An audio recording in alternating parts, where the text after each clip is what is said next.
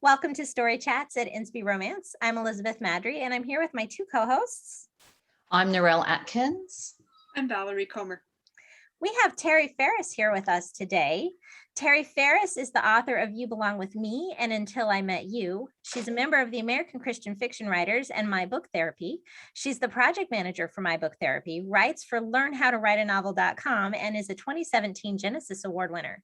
She has an MDiv from Asbury Theological Seminary and lives in the Phoenix, Arizona area with her husband and their 3 children. Although she lives in the Southwest now, she lived in a small town in Michigan for 25 years. Thanks so much for being here, Tari. Oh, hey, thanks for having me. It's such a joy. So today we are talking about your new release this week, Since You've Been Gone. This is book 3 in the Restoring Heritage series, but I feel like it stood alone pretty well, which I really appreciated because I actually read this series out of order. I read book 1 right about when it came out. And then I read book 3 to prep for interviewing you. And then I read book 2 this week. So, but I didn't feel confused at all, which I really love that you were able to do that. Yeah, that's always a challenge. Yes, but you did it well. What I noticed about these books, which to me was unique, is that they all sort of have 2 really complete romances in them. And I was wondering if you wanted to talk, if you would talk a little bit about how that came to be. Did you plan to do that? Were you thinking 6 books, or maybe, I don't know, maybe this is just how the books needed to be written, but I'd love to know a little bit about that. Yeah, absolutely. The first book, when I first wrote You Belong With Me, it was only the 2 main characters, Hannah and Luke. And it was the first book I ever wrote where I knew what I was doing, but I was still learning what I was doing. And so I wrote the full novel and I submitted it to several people. And I submitted it to my agent, who did become my agent, but she wasn't at this time, as well as a couple editors from conference. And one editor specifically said, I like the concept. If I don't like it, it's because of this, this, and this. And I was like, eh. So, but it was very helpful because then I went and I could see what they were saying. I went back and I sent a note to Wendy and said, actually, I got some good feedback. I'd like to revise it and I'll resend it to you. And so I did that. And she said, would you consider rewriting this at a love inspired length? So would you consider, because they're looking for a lot of small term romance, do you think you can make that work? And so I said, I will try. So I really tightened up the story. So it was just Hannah and Luke, but it was probably about 60,000. Well, then as I wrote the story, I realized there was so much more. Because of course, as you revise, you learn more about writing. I realized there was another really between Thomas and Jamie that reflected the other plot line that I really wanted to weave in. So I did shorten it, but then I was like, I did, but now I don't like it. I have a whole new idea. So I reinserted all the subplot. My agent liked it. And so then we were working from there. And then once I had done that, it just kind of became the pattern for this particular series. Also, Hannah is the name of my niece. When she was younger, she's actually now in college, but when she was quite a bit younger, and I first started writing, she said, why don't you rename any of your characters Hannah? And I said, I'll name my character Hannah if you want me to. I said, I'll name the next one Hannah. And so I started that book. I named her Hannah. And then her best friend at the time was named Janie. So I said, that's how I came up with Janie.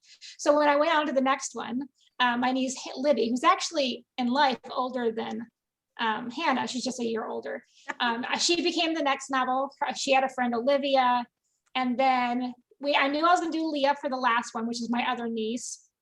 And, but she had 2 close friends, and Leah had 2 close friends that were Madison and Caroline. And so that's where I ended up with. Her twin sister is Caroline, but her person in her subplot is Madison. So that's where I kind of ended up going with it. Just it was fun because my nieces had these friends. And so, yeah, that's where kind of how I ended up with that. I love it. That's fun that it's it's people in your life, and they probably adore it. Yes. Yeah, I'll bet I bet they do. That's super fun. Until you have your characters say or do mean things that they would never do. Well, I always tell them, it's funny because before they came out, I said, you guys, this is not a reflection of what I think you will turn out like, or who you will marry, or decisions you will make. Because especially Libby, because most of them, they're really not that much like the characters, but Libby, as she came, my niece, whose name's Libby, is a big bookworm. She loves to read. She's not real social. And so as I was forming, she was becoming more and more like my niece. I was like, I'm not saying anything about your life. I am simply saying, I'm not. And she would just laugh. She's actually helped me edit my Christmas novellas. So she's in college, and she loves the English and editing and all that Fun stuff. So that's very good. That's very fun. All right, Narelle, I think you are up. Yeah, so that was a great leading, because first thing I was going to talk about is how one of the things I loved about the series is the really strong female friendships in the story, and they're very realistic as well. And I think that's something that we really see in book 3, Since You've Been Gone, when Leah comes back and she's embraced she reunites with her friends after having been away. But my favorite character actually is Madison in this book. And I always felt for Madison in book 1 because she wasn't likable, but there was just something about her. There was a vulnerability and there was a lot of depth. And I was so happy to see her come back in Since You've Been Gone and actually get her own story and actually have a happily ever after. So I was pleased about that. But one of the things, you drew out the really strong friendships amongst this strong group of Christian women. But you also have the flip side of that, which is the mean girls element that can come from high school, and how sometimes people can feel like they never escape high school and can feel on the outside. So I was wondering, was that something that you'd planned to have in the story, or is that just the way it evolved as the series went on? Kind of both. Part of it was that Madison actually was not I did not intend to bring her back originally when she popped on the page. She was just some character that nobody liked. Well, the more she was on the page, like you said, like I could see this depth to her that I was like, I want to get to know her. There's so much hidden that she doesn't let people see. And so I was like, I want to bring her back for the 3rd book. And so part of it was that. Part of it actually was, I was home. I grew up in a very small town in Michigan. I live in Arizona now, right near Phoenix, but I grew up in a very small town. And I was home visiting and our church, and there I met a girl there, and my sister was introducing me, and she said, you may remember her, we went to school with her, and she introduced me her name, and I was like, oh yeah, I do remember. But and she lived a wild life in high school. She made a lot of choices everybody knew about in high school, and it was, I felt that I didn't want to be that person, but I was that person. Like, wow, you can love Jesus too. You know what I mean? Like, we know it's true. We know we all have bad backgrounds, right? But that's the part that also that hit me. That's the problem with, like, and I know lots of people in Phoenix. I've gotten to know people who have rough backgrounds, but I wasn't there through their rough background. So you don't know. You're just like, yeah, everybody has this rough background.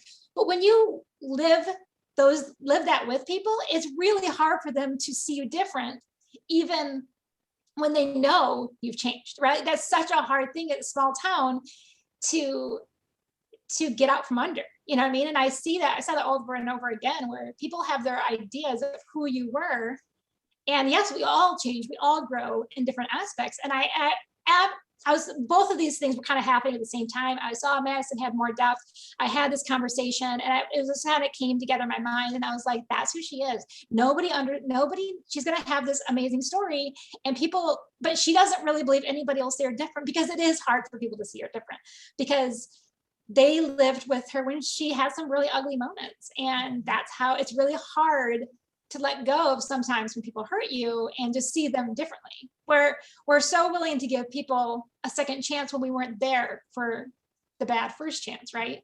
So it's just kind of hit me, that whole, again, city life too versus small town and can't get away from anything, versus, I got to church with tons of people with very unique, interesting backgrounds, but I never think anything of it because I didn't know them.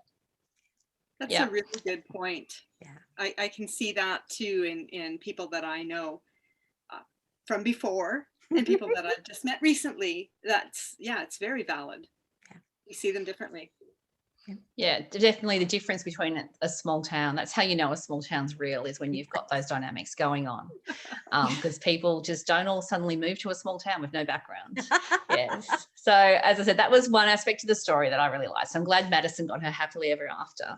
And the Yes. other thing I loved in the series is how this town is effectively restored through the series. Mhm. And I just thought Otis was adorable. Like the whole concept of Otis. So that was my question. My last question is, what was the inspiration for Otis? Did you know of something like this that was similar in a small town, or is it something that just And you light might need bulb to say flashed? might need to say a little bit about who or what Otis is, though. For people who don't know. Yeah. So Otis is a brass hippo that moves around town mysteriously. Nobody knows how he moves. And how this came about was initially, so again, this was probably one of the last revisions of this book. I went to a class actually taught by Liz Johnson at ACFW, and she was talking about just making you're setting your character. And I love heritage, but I said the problem I was having is especially in the beginning books, talking about how run down it is. I don't want people to hate this town and be like, why do people even want to move there? Like, who would want to live there? This is a dumpy town. You know, I mean, I was restoring it, but I wanted to show some charm in it too. But there were so many aspects that were broken, that were getting, needing redone. And so I was trying to think of something. Now, again, in my small town, we didn't have that. We do have this unique gorilla, cement gorilla. It does not move. However, as you're driving into town, there's this one of those places that sells all sorts of cement things, cement paving things, but also cement animals. Never understood as a child, still don't.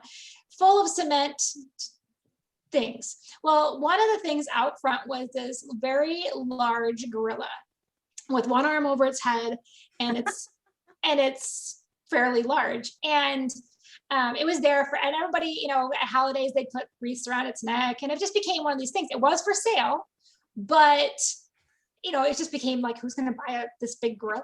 Well, somebody bought it, and everybody got so mad. Like, our gorilla's gone. Like, who took our gorilla? And everybody. So a couple years went by, and it was an older couple. And when they passed out, their kids did not want this gorilla. And so they contacted them, and they was like, yes, we'll take the gorilla back. People got really mad when we sold it. We'll buy it back from you. So they bought it, and it's no longer for sale. It still sits in the front of this thing, and it's this big gorilla as you're driving into town. So initially I thought about that. However, moving a cement gorilla, first of all, I was trying to find a place to put it into town. It wasn't going to work. It just didn't make sense. So I was like, too bad I can't do something that moves around, especially because everything's changing so much. Mm-hmm. And so there actually is a brass hippo that looks like I'm imagining this one in our local mall, which is about 20 minutes from my small town. It's a very small mall, like one of those places you can stand in and see the entire mall from one spot. And but that was the entire play area as a kid, was this brass hippo. And you would climb all over it and slide on over it. And so it just lays against the ground. And the kids just climbed on it. That's what we always did. So I kind of merged those ideas. And I honestly can't remember what initially made me start moving it, except for just kind of the quirkiness of it and the mystery of it. And then I honestly, it was one of those things trying to get the town to be more likable. I had no idea people were going to be like, grab onto Otis like they have, but they do. And everyone's like, we love Otis, Otis. I'm like, wow. It was just literally on the last draft, I had added it in there as trying to, again, make it a little bit more of a unique town, likable town. So that's where Otis comes from. I think that's so fun. I think we succeeded with that because Otis, he shows up in the very first chapter, I think it is, of this one, or when Colby, is that his name, comes into town and he's like, yeah. I'm by the hippo, and people are like, that's not much help. and me, as coming new to your series through book 3, I'm like, okay. And store that little piece of info and then keep reading, and then I'm like, oh, okay, I get it. That was a challenging. I always had to figure out a way to introduce Otis at the beginning of each book so people understood without people saying things they wouldn't say, right? So you always had to find somebody from out of town to have this conversation with, because everybody in town would know about Otis. So you're not going to be like, hey, did you know Otis moves? You know, like, did you know that none of us know that Otis moves? You know, so I always had to find some person to drop in with Otis relatively soon so they could have the conversation that nobody knows how he moves, that nobody, you know. And I think in the very first book, You Along With Me, it was a foster kid who would always play on it. And he was just pushing the book, even though he knew the story, he was pushing Luke to make sure Luke didn't know more of the story. So you really say that nobody knows? No, I don't know. I don't know anybody who's ever said he knows. You know, kind of like that kind of, but it was always a stretch for me to figure out who can I have an important conversation without making it seem like a stupid conversation that these people are going to be like, well, why are they having this conversation? They are, you know. Yeah. I was taught that that's called, as you know, Bob. Yeah. You know, Bob, Otis moves, you know. That's right. And their characters are telling each other things that they know, but the reader doesn't. So they're, don't do as you know, Bob. That's right. So that was always a challenge, trying to squeeze that in, because there's not a whole lot about. I did realize, though, it's one thing I did not prepare for with writing this many characters, because again, I have another character in this Christmas novella, and my P.S. Goodbye is another character. Is you can only have so many people that age in town. Like, I literally have people like, oh, you should do another one. I'm like, people need to grow up. Everybody that age is pretty much, I've like crossed them all off the list. There's not really that many people left. There's a few here and there, but I'm like, goodness gracious, I just need a break. So, but it's just really funny. I hear you on that. One thing I noticed a lot of in this story is themes of shaking off the shackles of previous experiences and starting anew. Like Leah's memories of John in high school proved to her that he was just out to make fun of her, whereas he felt like he was admiring her, and he couldn't seem to get her attention in a positive way. And even in the story's present, John struggles to be clearly seen and respected by the board members of his late father's company, and as well as by Leah and by everyone else. So I think this is kind of a universal struggle where we have a hard time overcoming other people's perceptions of us. And we've touched on that just a little bit here already. And we struggle with our perceptions of ourselves as well. We continue to see ourselves as we once were. So do you have any other inspiration for that theme of perception? I think a lot of times going through these books, I realize I uncover areas of my own life that I realize that I still am comparing myself to other people. I'm trying to be this person, you know, like John's trying to be like his dad, instead of just trying to be who he needs to be, you know, who has God called you to be, not who, you know, you think you're supposed to be. And I do think that there's been times that I know that my intentions have been misperceived, and that, you know, like I hope I wasn't ever the mean girl in school, but I do know there was times that I didn't really understand other people and how I could have been perceived necessarily. I do know that I realized, I found this out later, I have not the most flattering thinking face.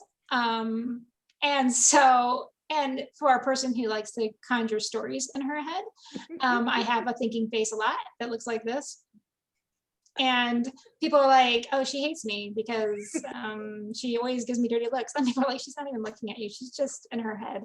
And so I really had to consciously get work on that, because I have very light blue eyes, which means if I don't wear sunglasses, I do very poor in the sun.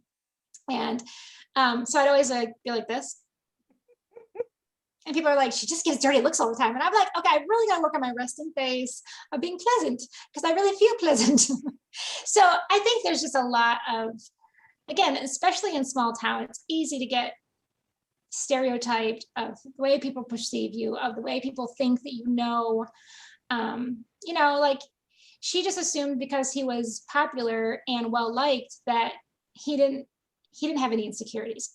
I know that I've dealt with women who will, I remember one person said, in this group, and she was like, well, I don't think any which was crazy to me, but she was like, I don't think any pretty woman ever has insecurities. I was like, I don't understand. I don't think you understand the idea of what insecurity is. Like, because she was just talking in general, because we were dealing with this insecurity. I'm like, everybody has insecurities. Everybody has triggers that will rise up those insecurities. And the more I actually read the book by Beth Moore called So Long Insecurity, which was super insightful.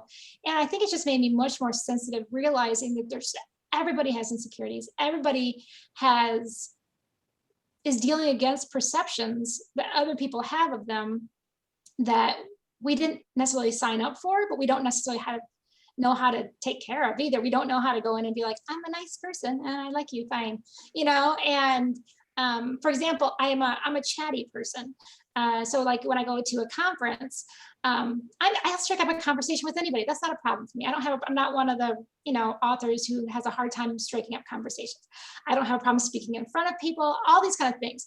It doesn't mean that I never get self-conscious or worry about what people think of me. It doesn't mean that I don't worry about I'm talking too much and people are going to be annoyed with what I'm saying, So everybody has those things, but I think often we kind of think our lens is the only lens, right? So, well, I see it this way, so therefore they couldn't possibly have, when that woman said that, it really opened my eyes to realize a lot of people don't realize that everybody, whether, the most gorgeous person in the world I've met, people that I met that are super gorgeous, you look at them and they have a lot of insecurities. That's why they spend so much, not all of them, some of them don't.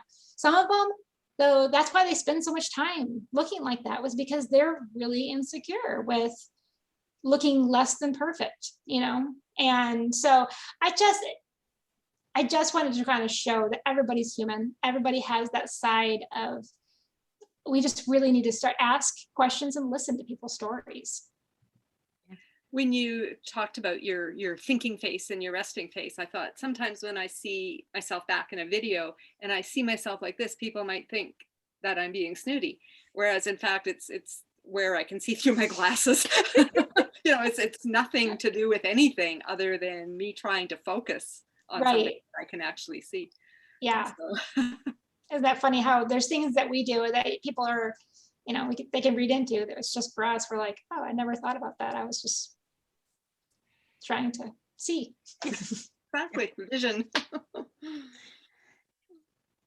All right. I think those are our questions about the book. So now what we often do when we have authors in for interviews is we do a few quick this or that's. So we've now hit the this or that portion of our podcast. And so your goal is just your gut response, but you're welcome to explain yourself if you would like to also. Okay. But they're off the wall and they can be any topic. We have no rules with this or that. So, okay. But we try not to put anybody on a bad spot. So. Okay. Oh, darn. I need an. So Narelle, why don't you this or that first?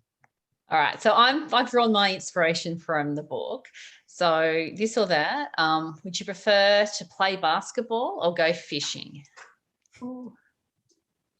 Probably basketball, but I'm really bad at it. I will say that. But I will say the fishing scene and the phobia that's me. I did not dig deep for those emotions. I grew up in Michigan and avoided lakes if at all possible. I will when necessary, but yeah, don't love the fish. That's outstanding. I would be just the opposite. Boy, I would take that fishing. All right, Valerie. Are you more likely to write friends to lovers or forbidden love? Ooh. I love reading forbidden love. However, I will say I'm more likely to write friends to lovers because that's my romance. That was my husband and I. So it's kind of where a lot of times naturally I end up going. It's easy, you know what I'm saying? Those are the emotions that are most easily accessed for me, which may be why forbidden love is so like, ooh, I love to read those because I don't have as much experience in that. Fair enough. All right. So Mine is going to take you into TV watching, which hopefully you do a little bit of TV watching. I do. Every now and then. Would you rather watch a reality competition or a sitcom? Ooh. It really depends on what they're competing for. I've really gotten into Amazing Race because I love the travel of it. I'm like, oh, I want to go there. I want to go there. And I actually like Survivor for some reason. I watched almost every season of Survivor. But like baking shows, they kind of stress me out because I just want to eat what's on the screen, or I just feel really bad about my cooking abilities. Okay. But I do enjoy some sitcoms that make me laugh. So that's I should say there's fewer sitcoms that really make me laugh, but when they do, I do enjoy just the sitcom. I'm not sure I chose this or that, but You got both, but that's okay. Because I don't think there's a wrong choice there. The Amazing Race is a big favorite of mine. I'm going through them. That's my workout show every morning. And it's like some days it's the only reason I work out is because I want to know who's going to go next. And so it gets me on my elliptical. Yeah. It actually got me following Bethany Hamilton, the surfer. Yeah, she's on one of them seasons. And I just was like, she is so genuine. I want to be like her. I'm going to follow her on social media because I want to be her friend. I know I'm not really her friend, but I'm like, look, we're friends now. She's wonderful. Outstanding. All right. I think we probably are close to our time. So thank That you went very fast. so much. You did great. Thank you for joining us. Can you tell everyone where the best place to find you and your books are?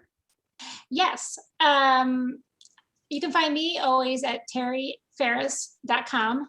And it has books and all of my links there. My books are sold. Everywhere books are sold right now. I don't know. I have a special thing going on with Baker Book House that if you pre-order the Since You've Been Gone through them, you get a set of unique postcards that are from Heritage. So you get like a set of Heritage postcards and a book plate. So that's just trying to support the local bookstore. And but yeah, you can pre-order them. You tend to get your books a couple days early, I've heard. I don't know. So that's super exciting. So I'm excited to partner with them. But you can also buy them anywhere books are sold. Excellent. Perfect. All right. We would. I lost my complete train of thought. So that was fun. I think we'll just go into the closing. Thank you, everyone, for joining us at Story Chats. Please feel free to, if you have a question or a comment, to leave that on our YouTube or the Story Chats Facebook page, either one. And you can find all the information you want about Story Chats at inspyromance.com/storychats. If you are watching on YouTube, please don't forget to subscribe and hit the notification bell so you never miss an episode. And we will see you next week. In the meantime, don't forget to fall in love with a good book. Bye, everybody. Bye. Bye. Thank you for having me. Thank you. Bye, everyone.